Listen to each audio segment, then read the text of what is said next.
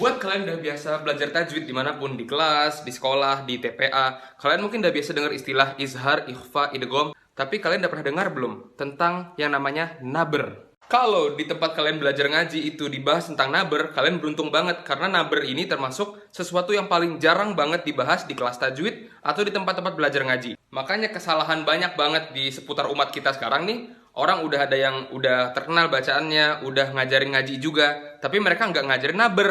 Dan banyak juga yang udah ada rekaman-rekaman murotalnya atau rekaman-rekaman dia ngimam sholat gitu kan. Tapi pas kita dengar bacaannya Al-Fatihahnya misalnya, di Al-Fatihah itu ada naber, tapi nabernya itu nggak ada sama sekali. Naber itu seolah jadi kayak hukum bacaan yang udah terlupakan gitu loh. Makanya sekarang kita bakal ngejelasin sama kalian naber, agar pembahasan naber ini terus jadi eksis di kalangan umat muslimin. Let's go! Jadi naber itu apa sih? Apa sih itu naber? Kalau izhar kan jelas, idgham jelas, ikhfa itu apa, iklab juga gimana gitu kan. Kalau naber itu apa? Naber apa nih?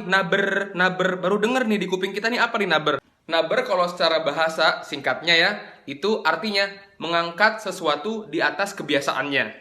Misal nih kalian lihat kucing jantan sama kucing jantan berantem di jalan. Kucing jantan nih pengen kawinin si betina nih, tapi kucing jantan ini gak terima karena dia naksir juga sama kucing betina nih. Terus kucing ini kan, nah itu suara yang nah itu naber. Terus misal kalian nonton MotoGP nih, nonton F1, pas mobil datang, mobil F1 datang kan di sirkuit ke daerah kalian duduk, itu suara, nah itu naber. Kalian lagi ospek misalnya di kampus-kampus, terus si apa sih cutting apa bahasanya lah, orang-orang yang ngerjain kalian pada kayak, woi, push up yang bener. Nah pas dia ngomong, nah suara itu naber. Kalau dalam ilmu tajwid, naber itu artinya mengangkat suara dengan tujuan menjaga atau memperjelas sifat huruf setelahnya, atau untuk menjaga maknanya. Karena ada beberapa ayat yang kalau kita nggak pakai naber di situ, maknanya bisa samar-samar di kuping kita, bisa jadi makna yang lain, bisa nggak tersampaikan makna yang seharusnya dibacakan di ayat itu. Sini deh biar gue perjelas sama kalian, di Quran tuh gimana sih contoh naber-naber di ayat-ayat Al-Quran. Contohnya ya, yang kita paling sering baca naber, tapi kita nggak sadar namanya itu naber, di Al-Fatihah. Shiratal ladzina an'amta 'alaihim ghairil maghdubi 'alaihim waladdallin. Di bagian olin ngangkat sejenak itu namanya naber. Terus misalnya di surat Abasa, mata'an lakum wa li'an'amikum fa idza ja'atis sakhah.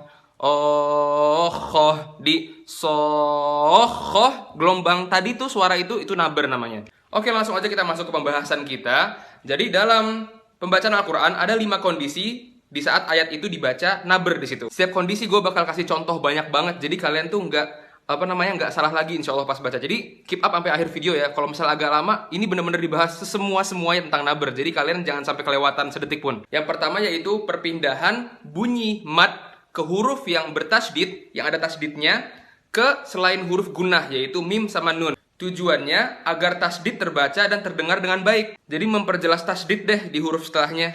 Contoh yang pertama di ayat As-Saffat ayat 1.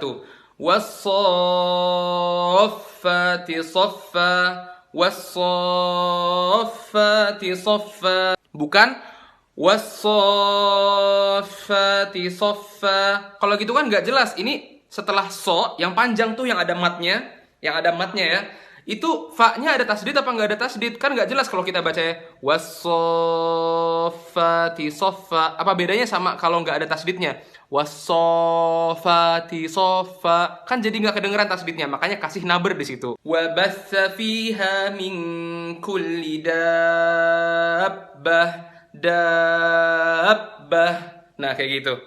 Terus di ayat terakhir Al-Mujadalah, la tajidu qauman yu'minuna billahi wal yawmil akhir yuwadduna man haddallaha wa rasulah. Terus contoh terakhir yang tadi di Abasa fa idza ja'atis sakhah. Nah kayak gitu. Kondisi kedua yaitu ketika waqaf. Waqaf tuh berhenti ya. Ketika waqaf di huruf yang ada tasdidnya, yang bertasdid selain huruf gunnah. Ingat ya, kalau gue bilang huruf gunnah berarti nun sama mim. Contoh ayat tentang berbakti kepada orang tua. biar kita berkata-kata yang baik. Fala taqul lahuma uff. Jadi salah kalau misalnya kalian baca fala taqul lahuma uff. Bedanya apa? Karena kan di fa-nya itu, di akhir potongan itu, fa-nya ada tasdidnya. Untuk memperjelas kalau itu ada tasdid, angkat suaranya. Fala taqul lahuma uff. Makanya orang banyak yang pertama-tama belum pernah belajar naber, habis itu dia udah nemuin irama yang enak nih buat ngaji. Bacalah surat Al-Isra. Fala taqul lahuma uff. Padahal harusnya ada nabernya, jadi nggak diperjelas tuh tasdid di huruf fa-nya. Makanya belajar dulu naber sebelum kalian masukin irama. Biar setelah kalian udah tahu tentang naber, irama kalian nggak hancur karena mulai dari nol iramanya. Nah, habis itu di Al-Qiyamah nih, ini sering banget dibaca. Yaqulul insanu yawma idzin ainal mafar. Ainal mafar. Jadi di akhirnya itu kan ada tasdidnya, mafar. Kalian angkat suaranya. Yaqulul insanu yawma idzin ainal mafar. Mafar bukan ainal mafar. Karena itu ada tasdidnya. Beda sama kayak ayat di Al-Qiyamah yang lain yang ro doang, ro sukun gak ada tasdidnya. Kayak kalla la wazar. Kalau wazar emang gak ada tasdidnya, makanya biasa aja. Tapi kalau ada tasdid kayak mafar, angkat suaranya. Terus kalau di surat Al-Qamar, wa kullu amrim mustaqir. Mustaqir. Nah gitu. Ada juga contoh di huruf lam. Fa illam yusibha wabilun fatol. Fatol. Bukan fatol, tapi fatol. Nah sekarang kondisi ketiga nih. Kondisi ketiga itu kondisi yang paling sering banget di Al-Quran. Paling banyak kita lewatin. Dan gak mungkin kita ngaji gak kelewatan nih yang kondisi ketiga ini. Yaitu pada huruf waw dan huruf ya yang bertasdid, yang diawali huruf apapun sebelumnya yang berharokat fathah, domah atau kasroh. Waw ya yang sebelumnya ada fathah, domah atau kasroh. Di ayat kursi, Allahu la ilaha illa huwal hayyul qayyum. Hayyul qayyum. Bukan Allahu la ilaha illa huwal hayyul qayyum. Hayyul qayyum. Tapi hayyul qayyum. Dihentakin sedikit, setengah detik aja dihentakin. Hayyul qayyum. Terus di Al-Fatihah, Iyyaka na'budu wa iyyaka nasta'in. Jadi kalau kalian mau ngasih irama apapun di Al-Fatihah, jangan pakai irama yang dia itu nggak pakai naber. Misalnya Iyyaka na'budu wa iyyaka nasta'in. Bacanya Iyyaka na'budu wa iyyaka nasta'in. Perjelas naber di situ. Contoh di huruf waw, Innallaha huwar razzaqu dzul quwwatil matin. Ini sebelumnya domah ya. Dzul quwwatil matin, bukan dzul quwwatil matin. Enggak. Cara mempraktekkan tasdid di situ, dzul quwwatil matin, dzul quwwatil matin. Faman tatawwa'a khairan fahuwa khairul lah. Tatawwa'a, bukan tatawwa'a, tapi tatawwa'a. Huwallazi yusawwirukum fil arham. Yusawwiru. Kondisi keempat juga banyak, yaitu ketika waqaf, berhenti di yang akhirnya itu huruf hamzah. Tahu ya hamzah ya? A. Huruf hamzah yang berada atau jatuh lokasi hamzah tersebut setelah bunyi mat. Tujuan untuk memperjelas hamzah tersebut. Contohnya, kalian sering banget di akhir ayat ada kata ma yasha. Yasha. Kadzalika Allahu yaf'alu ma yasha. Jadi sebelum berhenti sya. Jadi pas ngerem itu udah setelah diangkat suaranya. Yasha. Ma amilna alaihi min su'. Jadi ngeremnya itu bukan bukan yang penting ditahan gitu aja, tapi ditambahin angkat suaranya sedikit, hentak sedikit aja. Alaihim dairatus sawu wa yakhshallaha min ibadihil ulama. Terus ada ayat lain yang ada kata aulia. Contoh lain di surat Fussilat ya.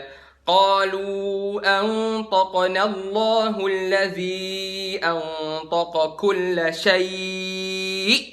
Nah, kalau ini lokasi terakhir terjadinya naber ya. Ini agak-agak sulit sih karena kita harus ngelihat arti juga dan kita harus paham juga tentang huruf ini, yaitu pada alif tasniyah. Alif tasniyah itu artinya alif yang menunjukkan kalau ini tuh untuk dua orang, bukan satu orang yang disebut di ayat tersebut. Alif tasniyah itu ketemu sama hamzah wasol agar terbedakan antara domir mufrad sama musanna, agar kita tahu ini tuh ayat yang diperjelas tuh untuk ada dua orang di situ pelakunya, bukan satu orang doang. Jadi tambahin naber di situ.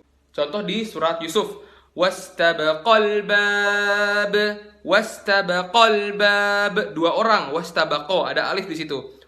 Jadi bukan wastabaqal bab. Bedanya apa kalau ada satu orang sama dua orang, kan nggak jelas, jadi tambahin naber di situ. Falamma zaqash syajarah, zaqash syajarah kan dua orang, Adam sama Hawa, bukan zaqash syajarah Adam sendirian gitu kan, enggak, berdua. Falamma zaqash syajarata badat lahuma sawatuhuma wa qala alhamdulillahilladzi faddalana.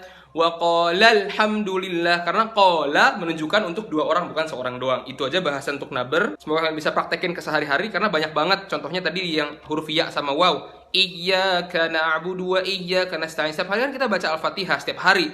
Terus juga di ma yasha yang ada hamzah di akhirnya setelah mat. Itu juga sering banget. Wassalamualaikum warahmatullahi wabarakatuh.